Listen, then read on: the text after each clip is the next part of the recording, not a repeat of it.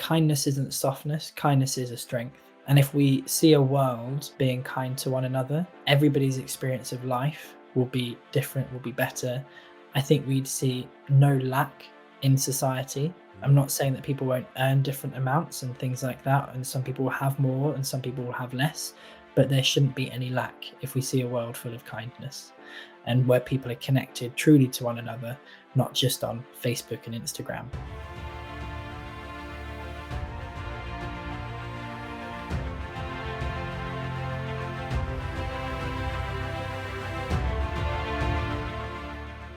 What is up, Impact Heroes? Welcome back to the show. I'm your host, Rick Ornelas. Thank you for spending some time with us today because we know time's a valuable resource and we're going to make it worth your while. I appreciate each and every one of you, not just for listening, but for who you are. I know you're sparking change to make the world a better place every day, and I am humbled and grateful for your efforts. It takes all of us doing our part to spread positive change, and that's what this show is all about. Motivating you with stories of struggle, courage, and hope to empower you to make a difference in your life and the lives of others. In case you missed it, my motto is find your voice, speak your truth, change the world. I don't think we're accomplishing anything by hating people who are transgender and thinking that we're going to put them all in concentration camps. My purpose is helping people understand more about the people who are born transgender and to take that further, like Wendy says, humanizing, but also changing the perspective, changing the misunderstanding that people have around that, and ultimately making it a better world. It's what you're after. The love, the hope, the connection, the empathy. I think we can just make this a much better world. Available everywhere you listen to your podcasts. Welcome back, Impact Heroes. Today we have the pleasure of speaking to our latest iSpark Change social impact hero, and he is an interesting guy indeed. Our guest today wants you to have enough money to do what you love and to turn your dreams into plans and to make them a reality. He knows what it's like to strive for success and then put in the work to make it happen. He went from working in retail and being in debt to trading profitably, debt-free, and being able to leave his retail job after just 7 months. That's pretty quick. He learned from some of the best and has been successfully trading the financial markets for over a decade. He now considers it his duty to help others achieve what he did through trading to attain financial freedom and an improved quality of life. And he's now on a mission to empower you to become a savvy investor in your own right, because he believes in teaching you the strategies and skills you need to take control of your future. And that's a fantastic place to be in. So please welcome the driven, authentic, active world traveler, founder of Star Trading, Lewis Crompton. Lewis, welcome to the iSpark Change podcast. How are you? I am very well, thank you. And thank you very much for having me. Yeah, it's a pleasure to have you on the show. You have what you do is pretty fascinating, interesting to me, because it's something that I've always wondered about. And so we'll dive into that.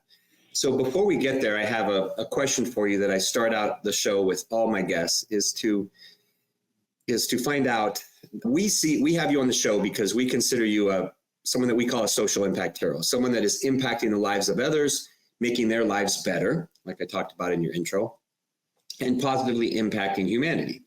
So we see you as a hero, which is an acronym, but we see you as a hero. Do you see yourself as a hero? No. I don't think I think about things in that way. And even listening to the intro, I'm like, oh, that is all true, but it doesn't sometimes feel like that's what I've been doing for the past however many years. Yeah. Well, technically, someone introduced me yesterday. I was speaking to a very small community, and they're called Freedom Warriors, lovely group of people, all about accountability in business and property investing and that type of thing. My friend leads that community, and he introduced me to them as having been doing what I'm doing for a decade.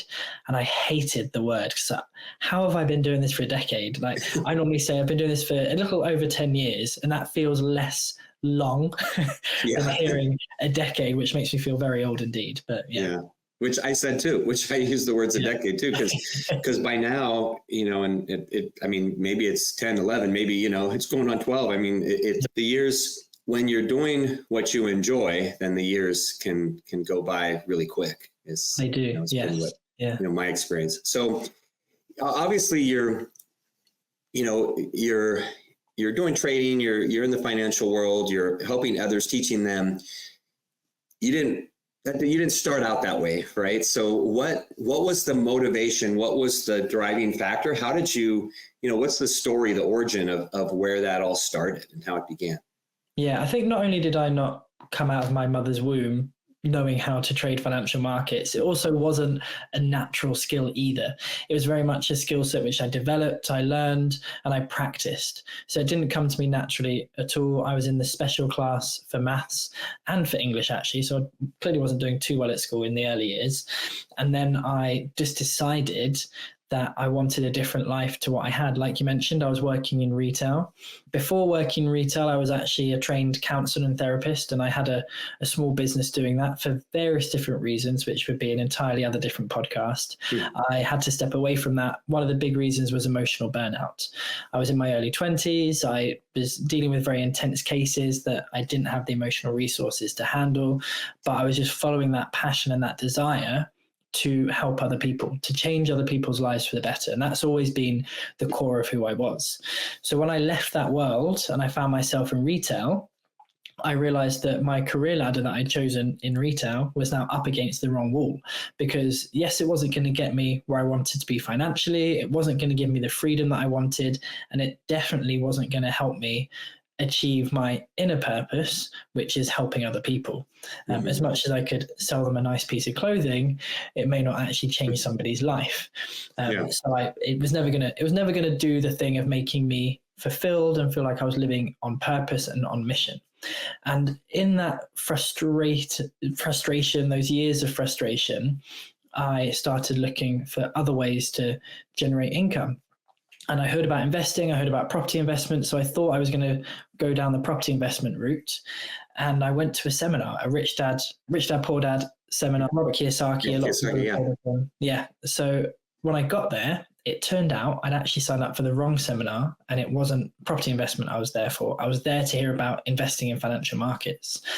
And I decided to go ahead with it. I was like, well, I'm here now. I don't want to waste my journey into central London and all that time. So I'm just going to get on with it.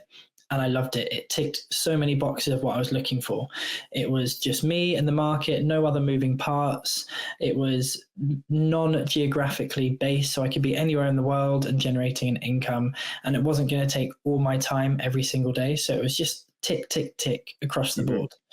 So I decided to go on their weekend training, a full weekend training, which, as we all know, if we've been in this industry for a while, is really just an elongated sales process to get you onto the actual good stuff. I got sold onto the actual good stuff. I paid half my annual salary at the time, still working retail, onto a credit card and onto a personal loan in order to get this mentorship. So it was a lot of money for me at the time, money I didn't actually have.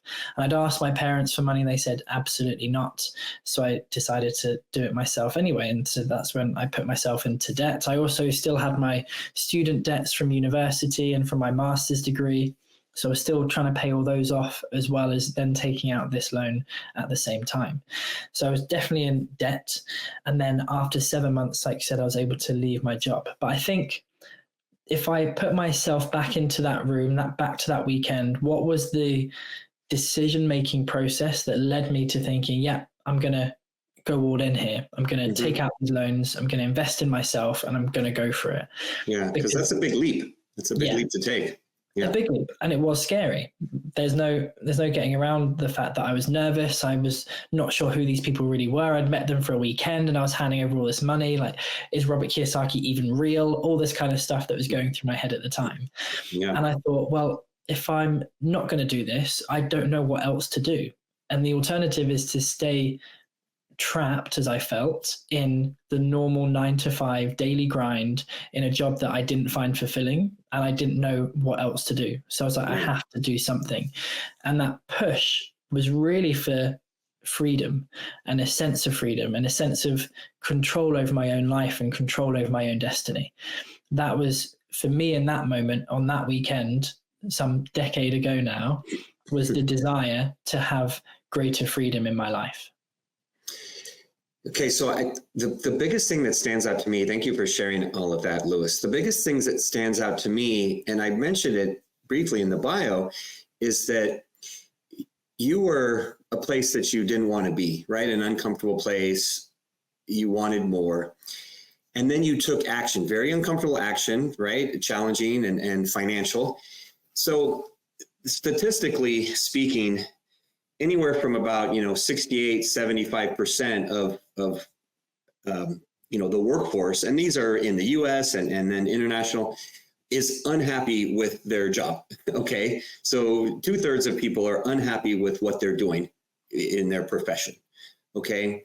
And most of those people, the majority, they just suffer in silence, right? Or maybe they complain, but they just suffer along, and they go through their whole life just going from either one job they hate to the next job they hate, or doing something that never gives them that fulfillment, or they never really find or figure out what their purpose is, or create it, as I like to say.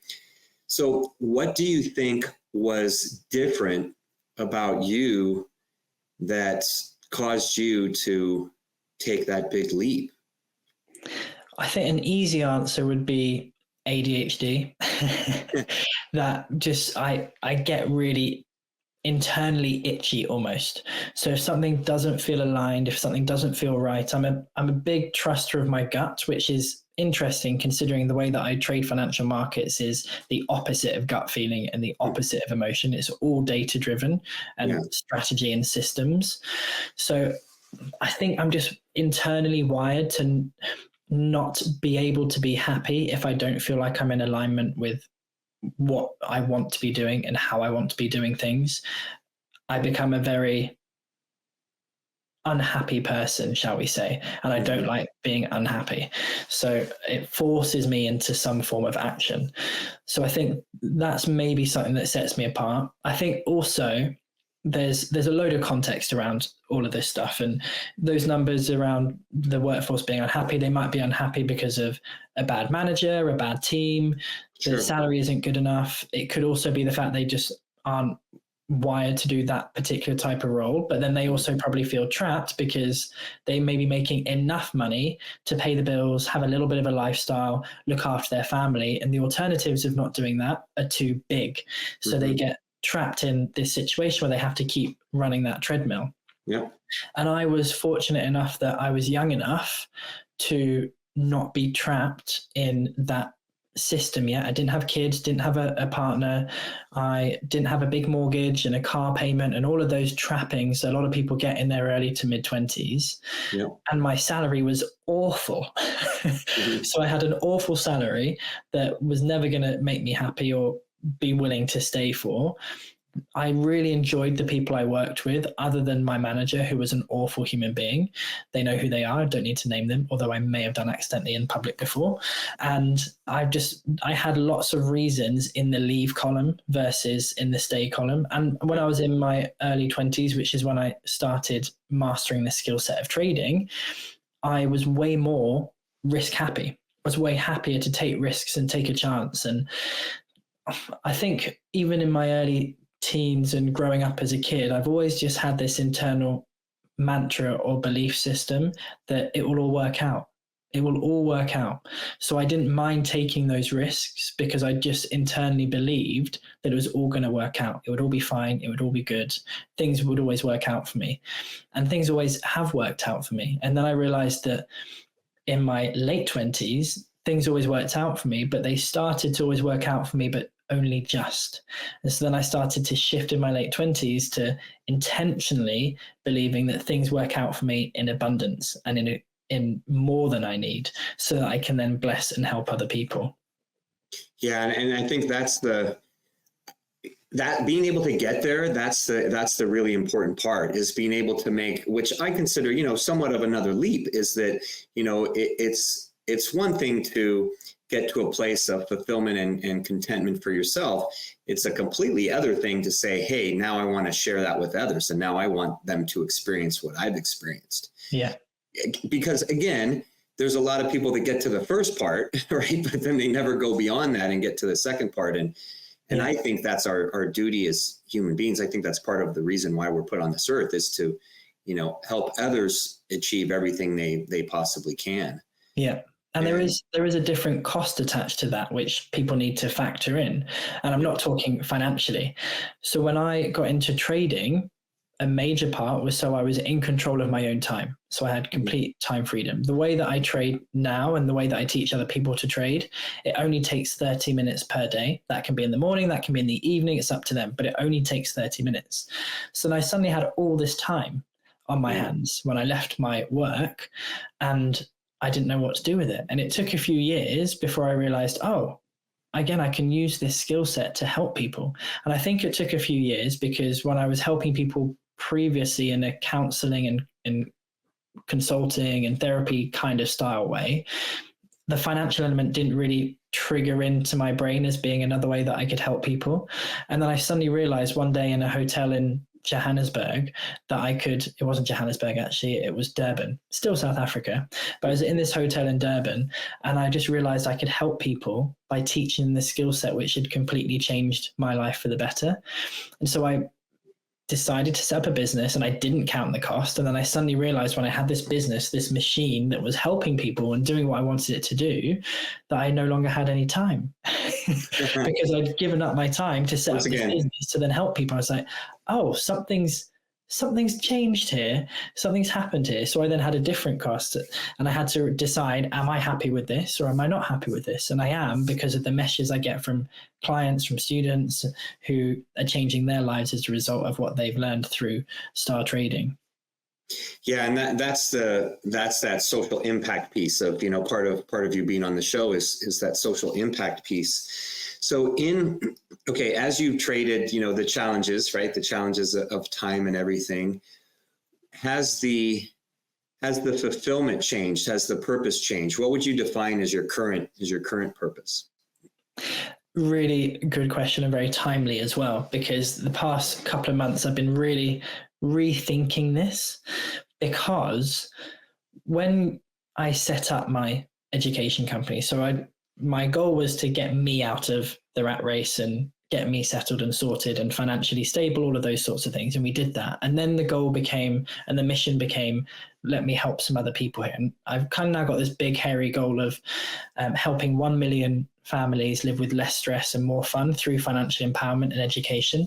And that's what we do. And we're working towards that. We're very far away from it compared to where I want to be, but we're working towards it, because 1 million people is a lot of people. It really is.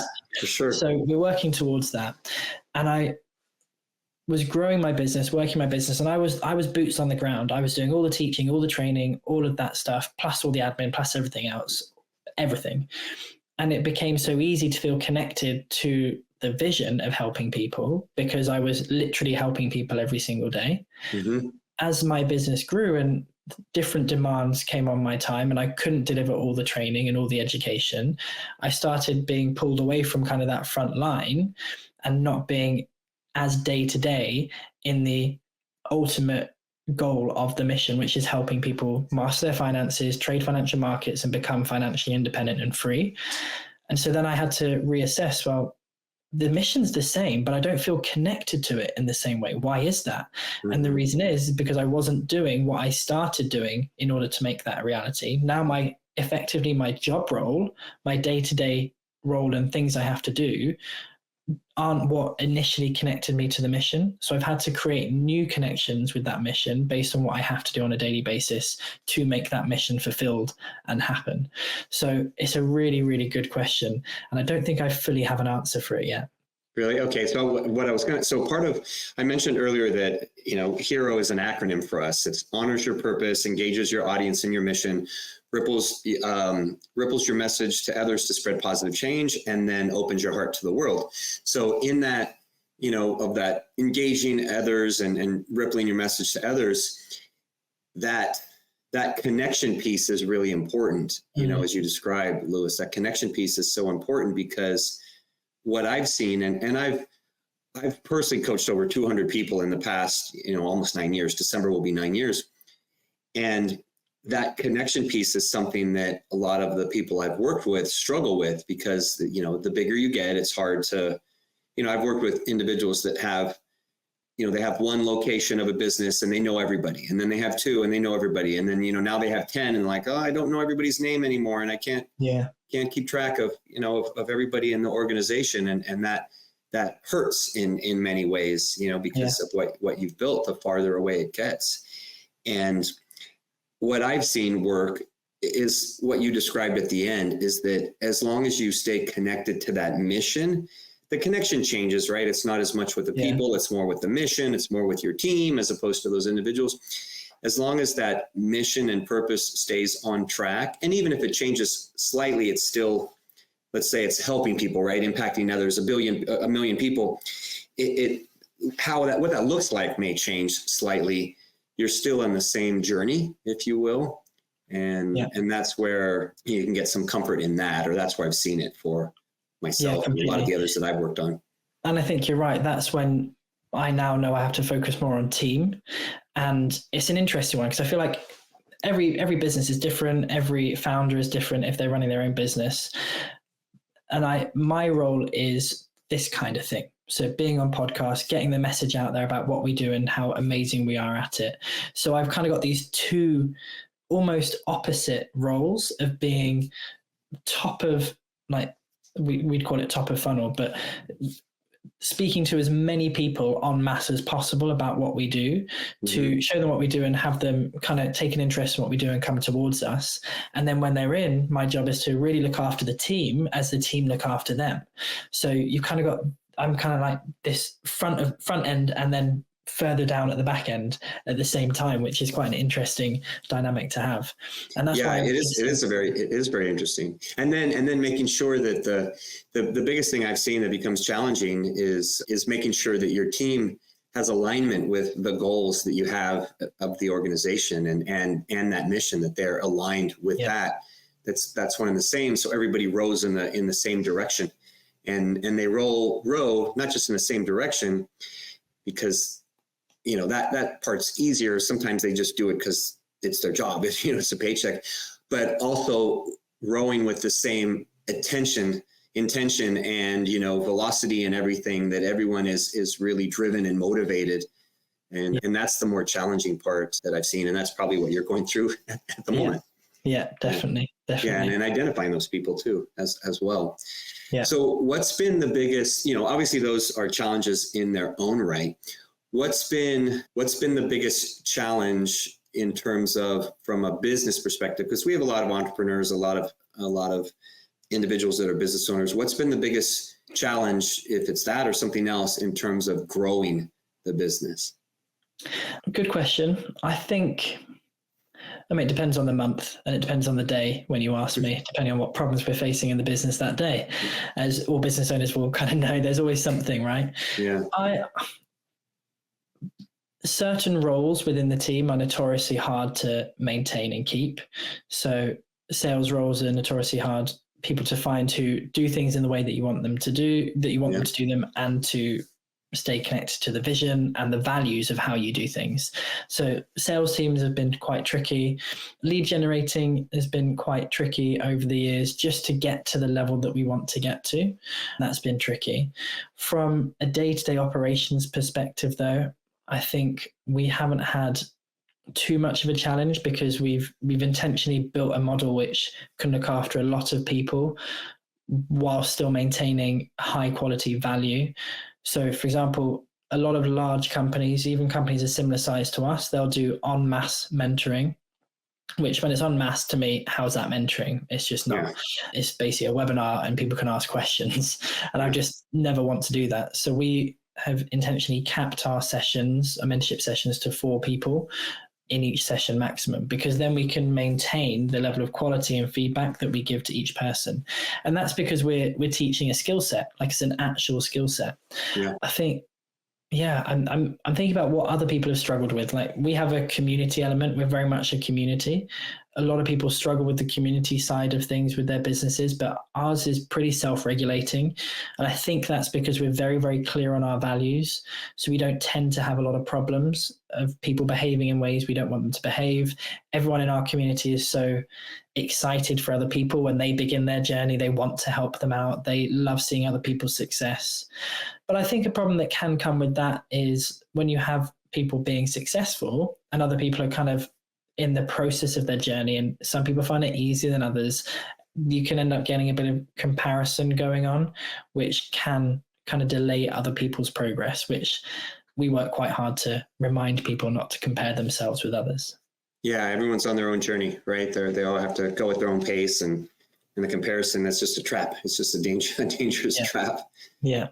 So one thing we talk about, you mentioned mentorship, a few times, right? You had mentors that help you get going, and then, you're mentoring others now. So one thing we talk about on the program here are spark moments in life. Mm-hmm. And these are times where our actions or the actions of another have that spark that causes a ripple effect that goes far and wide.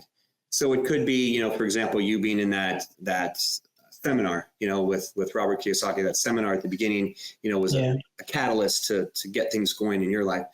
So in your journey in the past decade, if you will, Lewis, share a positive example of a spark moment where either someone else impacted you or you impacted someone that you didn't know right away, but maybe down the road you realize that that's caused a big ripple effect that is now impacting in a greater capacity. Because that, and not to cut myself off, but because that's where, when you say, oh, we want to impact 1 million people and we're, have a long way to go, that's where there's many individuals that you never realize that you are impacting that are a part of that ripple effect. So yeah, share something that would be an example of that for you. Yeah, I think that I've got a couple, and they're slightly generic, but I like my brain needs to be reminded of things numerous times. So that's why they tend to be kind of smaller things, but they compound over time. So I think one of them is I've always had this awareness of how short life is in terms of the length of our human existence. It's a very short period of time, really. Mm-hmm. And when over the years, friends who've been similar ages to me or parents of friends of mine have suddenly passed away through this or that or accidents, those moments for me are very much spark moments of, what am I doing with my life? Am I doing the things which bring me joy? Am I working towards something of importance? And they often cause me to reassess my busyness and my behavior and kind of take a different direction and be a bit more intentional to create a life that I want. So every time there's a moment like that in my life, it very much does spark challenge and change for me. So I'm always thankful for them, even if they're not enjoyable moments of life. Yeah, of course. I think another one the second one I would say is just having become an adult and realizing how hard life is for adults on a financial level, especially when they've got kids, especially if they're working traditional jobs or even shift patterns, or single parents who've got so much on their plate financially, time commitments, all the things that can make life quite hard for individuals. And I just don't want people to struggle like that for the entirety of their lives. It just makes me angry. And it makes me angry to look at the way society is set up, to look at the decisions that are made in government by all countries generally, to be honest, because sometimes I'm convinced they look at the options on the table and they decide to pick the one which is going to affect the most people in the most negative way. Yeah. Because why is that the decision? Like, really? So we've just had a change of government in the UK, and they're meant to be pro the people, pro the working class, and they've just taken away heating allowances for in winter for elderly people. And you're just like, if there's a place to save money, that is not the place to save money. Yeah, of course.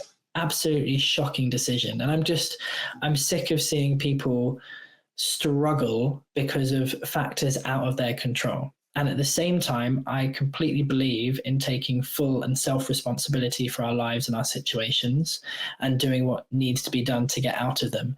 But that's definitely made harder for some people than for others. Yeah, and those are definite spark moments, because those people that you are able to help to do that, then their lives change, the lives that they touch change, and there's that ripple effect that you may never know the impact, but it does happen.